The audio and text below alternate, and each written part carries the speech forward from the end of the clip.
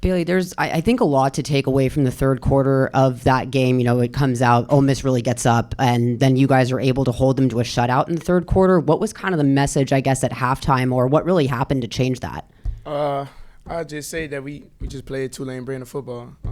That first half, we really wasn't playing our brand of football. They really was able to run whatever they wanted to run, call whatever they wanted to call. You know what I mean?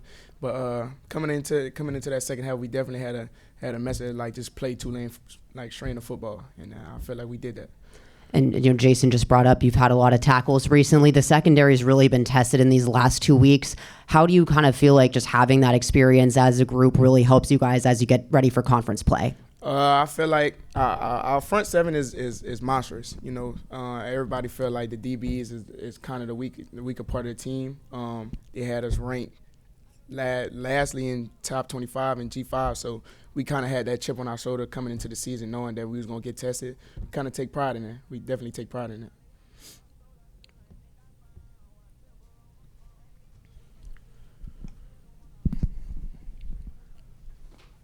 What was Ole Miss doing in the first half to get you guys so off balance?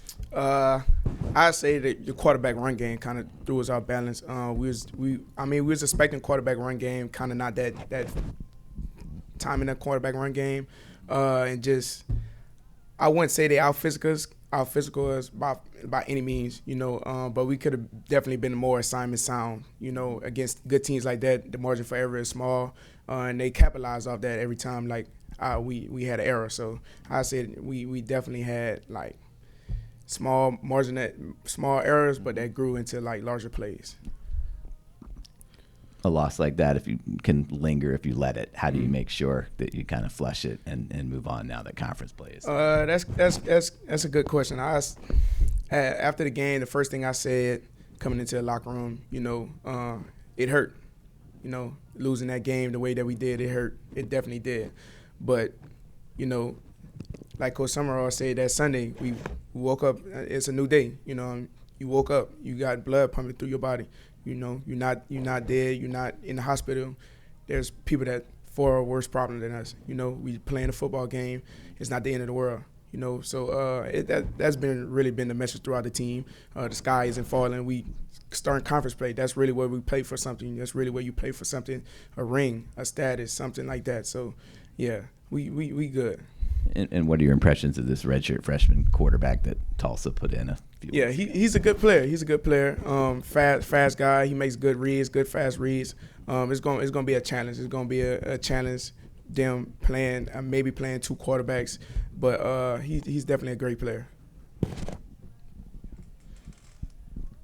And they got a heck of a running game.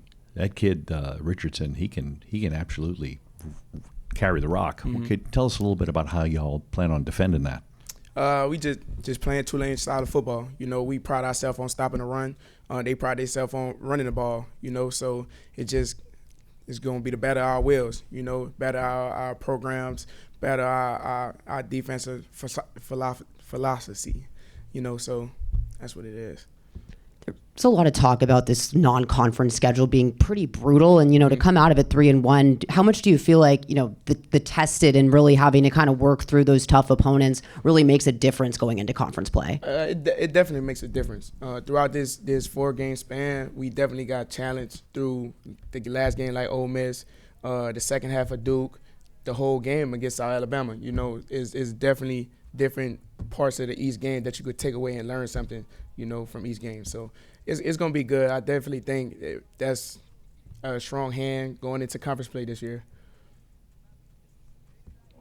Thank you. Left is water.